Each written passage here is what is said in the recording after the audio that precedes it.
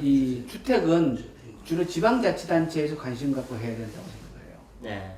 그러니까 농촌 지역에 지금 이제 빈 주택도 많고 마을 자체가 이렇게 완전히 그 비어가는 형태이기 때문에 네.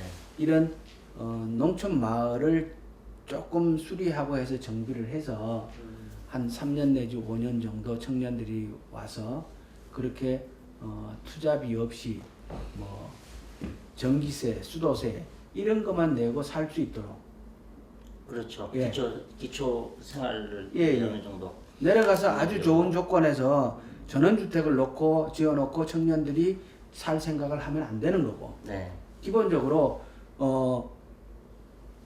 생활을 유지할 수 있는 정도 네. 그 정도의 공간은 지방자치단체에서 신경 쓰면 얼마든지 제공할 수 있다는 거예요. 그런데 지금 이번에 농림부에서 그 청년 창업 일자리 창출 예. 그 예산 내용이랑 지금 의원님이랑 약간 다르네요. 내용. 조금 다르죠. 네. 조금 다른데 아직까지 그 제가 농림부하고 오랫동안 작년부터 쭉 얘기를 해오면서 저는 농림부에다가 청년들을 대상으로 창업 정책을 펴지 말라는 얘기를 하는 거고요. 네. 창업이라는 게 당장 새로 시작하는 거잖아요. 1년, 2년 내에 새로 땅 사고 뭐 이렇게 계획 세워갖고 진행하고 결과 내오라는 건데 어렵거든요. 어렵거든요. 그래서 그렇게 하지 말고 3년 내지 5년 정도는 농촌에 내려가서 새로 뭔가를 꼭 시작하지 않더라도 지역사회에 적응하면서 일단 잠잘 때를 마련해주고 그러면 농촌에 계절 따라 품앗이 할 때도 많거든요. 야, 지금 어차피 예. 일감이 있고 예. 네, 지금 인건비도 비싸지 인건비 않습니까? 비싸고 일손 못 구해갖고 난리들인데 마을에 들어가서 품앗이도 하고 내 농사 굳이 꼭 뭐 당장 들어가서 뭐 지어야 된다 이렇게 그렇게 압박하지 말고 품앗이 하고 그리고 지역의 농촌 사회나 농업이 어떻게 돌아가는지를 다른 사람의 일을 도와주면서 혹은 적응할 수 예, 있게끔 고용 형태로 적응할 수 있도록 시간을 주고 그리고 농사를 짓겠다고 작정을 할 때는 토지를 임대해주고 네. 이렇게 하면은 그러니까 획기적이어야 한다라는 얘기는 전 이런 의미예요. 부담이 없이 농사를 지을 수 있도록 해줘야 된다는 거죠. 그러니까 투자에 대한 부담, 초기 예, 실패에 대한 초기 실패에 대한 두려움도 없고 그리고 꼭 내가 뭘 해가지고 결과를 내야 한다는 부담 이런 거 없이 좀 지역 사회에서 정착하면서 자신의 계획을 세울 수 있을 때까지의 시간을 확보해 주는 게 필요하다. 그런데 정부는 자꾸 창업해라 그러니까 창업이 얼마나 두려운 거예요. 그렇습니다. 네. 창업이라는 게 성공 확률이 낮은 거잖아요. 그렇죠. 그래서 그렇게 하지 말고 저는 이제 창업보다는 취업을 하도록 하자. 농촌에 일종의 그 품앗이도 취업 아니에요. 예. 부정기적이고 임시적이긴 하지만 실제 지금 그 말씀 들으니까 농촌에 취업센터 같은 게 없는 것 같은데요. 그냥 없어요. 아름아름 뭐 예. 그러니까 그런 것 같고. 이게 프랑스는 취농 정책을 펴왔어요. 아하. 그러니까 사례가 있어요 외국에. 업보다는 예. 그냥 고용 형태로. 예. 그러니까 창업농을 장려한 것이 아니고 아주 체계적인 계획을 짜가지고 거기에 맞춰서 움직이면은 이제 취업으로 정착할 수 있도록. 예. 그렇게 해서 프랑스는 사회 전체의 청년 일자리를 취농 정책으로 상당수를 해결했어요.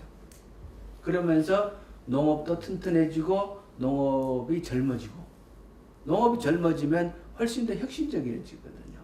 그러니까 우리나라 농업이 정부에서는 투자를 한다고 했지만 결과가 안 나타나는 원인 중에 하나가 인적 구성의 변화를 이끌어내지 못했거든요. 그러니까 농촌에 사는 사람들 스스로가 혁신이 돼야 되는데 뭐 이제 60, 70 되신 분들하고 자꾸 혁신하라고 한들 될 일은 아니잖아요.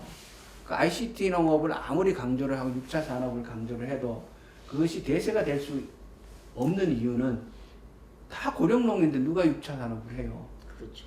그러니까 고령농들 앉혀놓고 ICT 농업 암만 하라 그러면 그게 됩니까? 안 되잖아요. 그렇죠. 그럴 게 아니라 농업의 장기적인 미래를 생각한다면 농업 이 영역에 청년들이 어떻게 정착할 수 있도록 그 제도적인 장치를 마련하느냐 이게 가장 중요하다고 생각을 하고요. 그건 당연한 게 그 우리 사장님도 기업을 운영하고 계신 거 아닙니까? 그러니까 기업을 운영하는 사람 입장에서 기업의 미래를 생각한다면 뭘 하겠어요? 젊고 유능한 인재를 뽑겠죠. 그렇습니다. 가장 중요한 일. 가장 중요한 거 아닙니까? 그게 시장이 될 거다 아닙니까? 그죠? 그러니까 농촌에도 젊고 유능한 인재들이 올 수 있는 여건을 만들어주는 거. 네. 그게 핵심이죠. 그래서 이번에 이제 제가 강조하는 예산 중에 하나가 토지를 그러니까 청년들에게 임대할 수 있는 여건을 국가가 확보해야 된다. 네. 그러려 그러면 국가가 토지를 갖고 있어야죠. 네. 그래서 이때까지 보면 해마다 우리가 1000헥타르 정도의 그 토지 매치 사업을 해요. 네. 비축 사업을. 농지은행을 통해서. 농지를 통해 하는데 그 1000헥타르 중에 그걸 이제 매입을 해서 청년 농업인들한테 임대를 하는 비율이 전체 1000헥타르 중에 2030 세대가 빌려가는 비율이 60%가 넘어요. 거의 청년들이 빌려간다는 거예요. 네. 토지를 1000헥타르 정도를 매입을 해서 뭐 귀농인들, 뭐 청년들, 뭐 전업농들, 뭐 다양한 형태의 지금 임대를 해주는데 그 비율을 조사를 해보니까 청년들이 그 토지의 60%를 임대해가는 거예요. 네. 그만큼 청년 농업인들이 토지에 목마르다는 얘기죠. 그래서 이번에 그걸 1000헥타르가 아니라 한 2000헥타르 정도로 늘리자. 아, 토지 비축 사업을. 비축 사업을. 그래서 청년들에게 토지를 더 공급을 해줘야 네. 그래야 청년들이 농촌을 갈 수 있을 거 아니냐. 그리고 앞으로 우리 농업도 이게 우리 농사가 힘든 게 가만히 생각을 해보면 우리가 농민이 가지고 있는 자본을 토지에다 너무 많이 투자를 해요. 자기가 가용할 가용할 수 있는 있는 돈 중에서 예, 예. 토지 부분이 너무 많이 예, 너무 많이 토지에 투자하는 거예요. 그러니까 내가 1억을 가지고 있으면 그 1억을 몽땅 토지에 투자를 하고 또 빚내고 그렇죠. 이렇게 농사를 지으니까 기계도 사야 되고, 기계도 사야 되고 그거 완전 비료도 빚이라는 사야 거예요. 되고 그런데 예. 토지에 너무 많이 너무 많은 자본을 투자한다는 거죠. 자신의 가용 자본에. 네. 그러면 앞으로 그 농업이 건강해지려고 그러면 그걸 줄여줘야죠, 국가가. 그래서 그렇겠네요. 그러려 그러면 국가가 가지고 있는 토지의 비율을 앞으로 늘려야 되는 거 아니겠느냐. 이제 우리가 토지 개혁을 다시 할 수는 없잖아요. 네.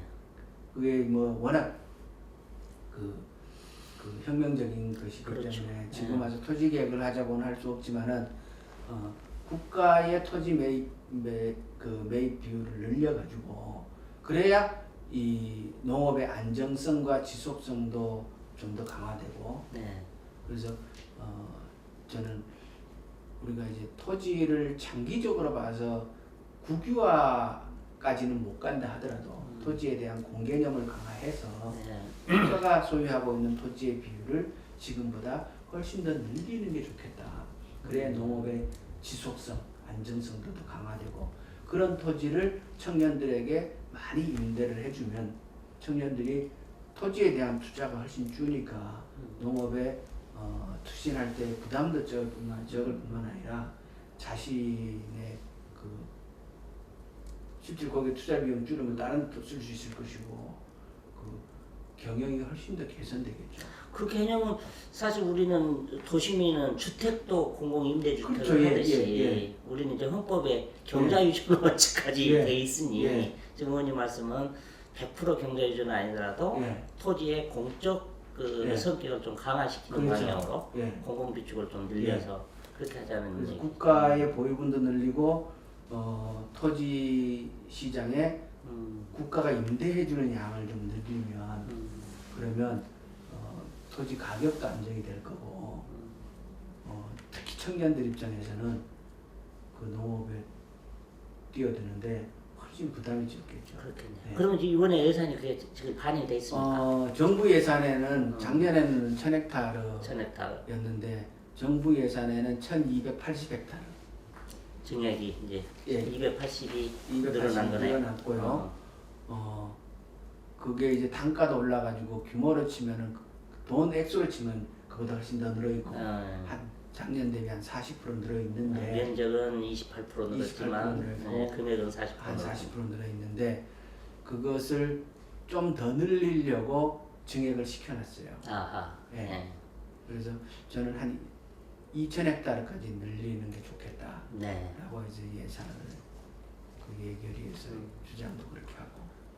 예. 그래서 이게 전체적으로 농업이 장기적으로 가려고 하면 그렇게 좀 안정화시킬 필요가 있다고 보는 거죠. 아. 예. 그래서 크게 이제 관심을 가졌던 부분은 이렇게 토지의 국가 소유를 늘려서 청년 농업인을 지원하자라는 거하고 그 다음에 친환경 직불, 경관 직불, 그 밭직불 금 등 이렇게 직불금을 전체적으로 대폭 강화해서 네. 그 실제적인 농업인들의 직접 지원을 늘리는 쪽으로 그렇게 얘기를 많이 해놨고요. 이 부분이 그 농림부하고도 좀 조정이 돼야 돼요. 네. 생각보다 농림부가 또 부담스러워요. 그렇죠. 과거에 하던 행태도 있고 네. 또 예산이라는 게 다 임자가 있어가지고 네. 이게 변화하기가 상당히 네. 어려운 측면도 네. 있죠, 사실은. 그래도 그 방향 자체는 사실 농업의 안정적인 지속 가능을 네. 담보하는 굉장히 중요한 또 그런 그렇죠. 성격이니 지금 사실 저 쌀 예산이라든지 또 장기적으로 보면 SOC 예산이 조금 더 빠져나와야 될 겁니다. 그러면 이제 그쪽으로 좀 갈 여력은 좀 있지 싶은데요. 제가 이제 상임위에서 활동을 하고 하다 보면 깝깝할 때가 언제냐 그러면 작년 올해죠. 가뭄이 심하니까 네. 당장 이제 논밭이 타들어가는 걸 보는 입장에서는 저 가뭄에 대한 대책을 세워야 되지 않느냐 또 그러기 위해서 시설 투자를 더 해야 되지 않느냐 네. 그런 주장들을 우리 의원들도 많이 하고 그런 또 주장이 공감대를 형성을 하죠. 네. 그런데 가만히 따지고 보면 그게 다 농업 예산인데 그렇게 시설 투자를 하게 됐을 때 그렇게 해놓고 가을에 또 가격 폭락해가지고 그거에 대한 대책 세우느라고 또 예산 쓰고 그럼 결국 큰 틀에서 봐서 농업인들에게 도움이 되는 예산은 아니라는 거죠. 그러니까 작년 이제 추경 네. 가뭄 대책할 때는 우리 네. 의원님 그 진리를 상당히 완곡하게 표현을 하시던데 이제 일부 전문가들이나 뭐 저의 개인 생각도 한쪽에서는 쌀 생산 조정을 하면서 수리시설 개보수, 가뭄 대책이라는 게 가장 생산력 개선이 안 좋은데 투자되는 거거든요. 그럼 굉장히 진짜 모순되고 그렇죠. 심하게 표현하면은 예산 낭비거든요. 근데 그 부분은 정확하게 내가 보기에는 바로 잡아야 될 겁니다. 그래서 그러니까 지금 가뭄 대책 예산이라는 게 과거에는 10년 대비 한 발을 기준으로 해서 그 시설을 했단 말이에요. 그렇죠. 그런데 10년 대비 한 발은 이제 다 해결이 되고 나니까 이제는 20년 대비 한 발로 나아간단 말이에요. 그러면 또 예산은 훨씬 더 늘어나잖아요. 그렇죠. 단가도 높고. 시설도 훨씬 더 해야 되고. 네. 그렇게 해서 우리 국토 요만한 데만 딱 보면 요만해서 싹 다 해결하려고 자꾸 투자를 하겠지만 전체적인 큰 틀에서 보면 이럴 게 아니라 남북관계 개선해가지고 연해주 땅도 쓰고 몽골 땅도 쓰고 이렇게 생각하면 이게 훨씬 더 이게 진짜 어리석은 우리가 짓을 한 걸 뭐냐면요. 새만금 그 농지 확보한다고 거기 30조 예산을 쏟아붓고 있는 건데 아직도 새만금에 계속 쏟아붓고만 있지 아무것도 안 나오잖아요. 그렇게 할 게 아니라 그 돈 가지고 남북관계 개선해가고 몽골로 가고 흑룡강성으로 가고 연해주 가서 했으면 그렇죠. 훨씬 더 넓은 토지를 저렴한 비용으로 얼마든지 쓸 수 있었을 텐데 그거 비슷한 거라고 저는 예. 보거든요. 우리 요 안에 땅의 모든 토지의 가뭄을 항구적으로 해결하기 위해서 시설 투자를 계속하겠다라는 것이 큰 틀에서 보면 매우 예산을 불합리하게 쓰는 것일 수도 있는 예. 거거든요. 그래놓고 가을에 또 쌀 생산 뭡니까 과잉이라고 그거다 또 창고 비용 들이고. 네. 예.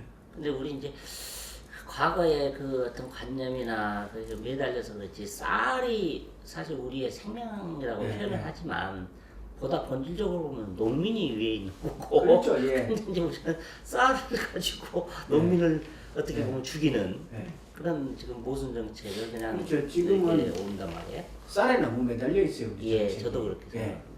그러니까 그렇게 상습 가뭄과 상습 염해가 발생하는 그 간척지 같은 데는 거기에 더 투자해가지고 할 게 아니라 그 과감하게 발상을 전환해서 그 간척지라는 곳은 대체로 일조량이 굉장히 좋은 데잖아요. 그렇습니다. 거기에 태양광 시설 집어넣어가고 전력 문제도 해결하고 예. 그게 더 생산적일 수도 예. 있어요.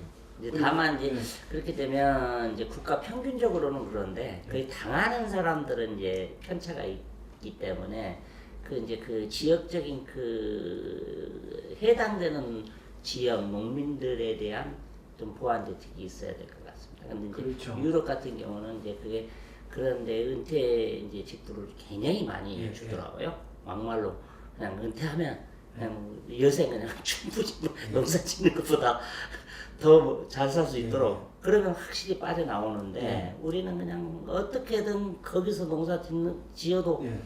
그렇게 만들으니까 그게 못 빠져나오고 반발이 나오고 간척지 같은 곳은 아직 그 토지를 국가가 소유하고 있으니까 그래 예 오히려 정책을 펴기에 좋지 않겠냐